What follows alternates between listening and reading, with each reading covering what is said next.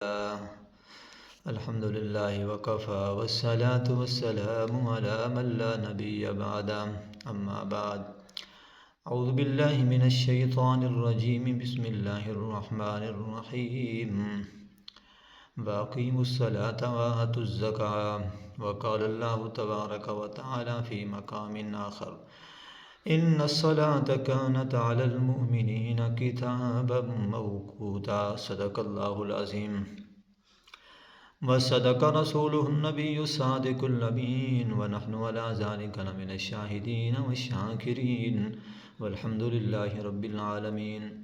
معزز سامعین، آج کا سبق میں ہم آپ کو فجر کی نماز کا جو مستحب وقت ہے، مستحب وقت کا مطلب یہ ہے کہ ہم آپ کو پہلے فجر کی نماز کا وقت بتا چکے ہیں کہ فجر کی نماز کا وقت کہاں سے شروع ہوتا ہے، کہاں تک ہوتا ہے. صبح صادق سے لے کر طلوع آفتاب تک یہ فجر کی نماز کا وقت ہے. اس پورے وقت میں جس وقت آپ چاہیں فجر کی نماز پڑھ سکتے ہیں. لیکن آج کی ہم اس درس میں ویڈیو میں آپ کو یہ میسج دینا چاہیں گے کہ فجر کی نماز کا وقت وہی پورا ہے، صبح صادق سے لے کر طلوع آفتاب تک، لیکن کس وقت میں پڑھیں ہمیں ثواب زیادہ ہوگا. وہ کون سا وقت ہے جو افضل ہے، جو اعلیٰ ہے اور اس میں ثواب زیادہ ملتا ہے، تو اس پر میں آپ کو امام الانبیاء حبیب کبریا جناب حضرت محمد الرسول اللہ صلی اللہ علیہ وسلم کے 2 فرمان پیش کروں گا، جس سے یہ پتہ چل جائے گا کہ فجر کی نماز کا اچھا وقت، مستحب وقت، افضل وقت جس میں ثواب زیادہ ہوتا ہے وہ کون سا ہے. تو 2 حدیثیں آپ سماعت فرمائیے. سب سے پہلی حدیث پاک ہے جامع ترمذی جلد اول صفحہ 1440، باب ما جاء فی الاسفار بالفجر.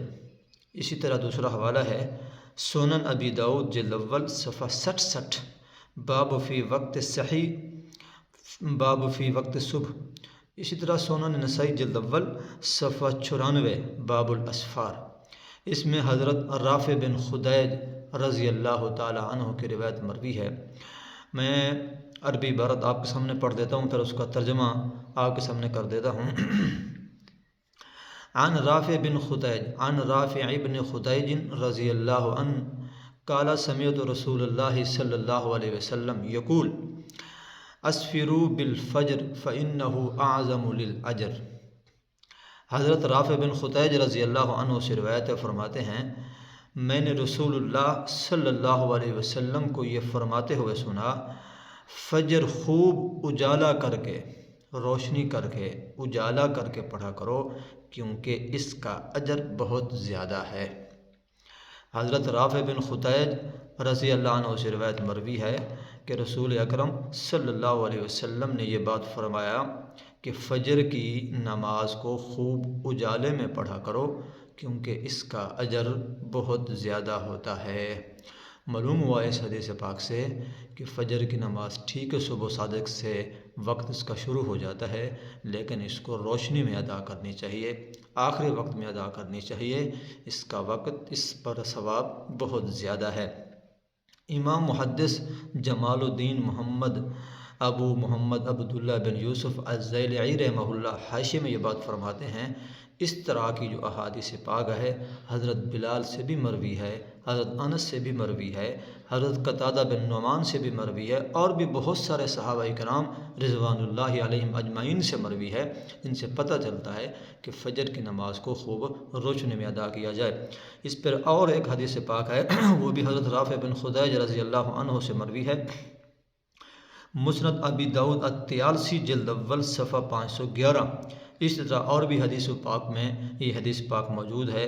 عن رافع ابن خدیج رضی اللہ عنہ قال قال رسول اللہ صلی اللہ علیہ وسلم لبلال اسفروا بصلاة الصبح حتى يرى القوم مواقع نبلهم. حضرت رافع بن خدیج رضی اللہ عنہ سے مروی ہے کہ رسول اکرم صلی اللہ علیہ وسلم نے حضرت بلال رضی اللہ عنہ کو فرمایا کہ صبح کی نماز روشنی میں پڑھا کرو.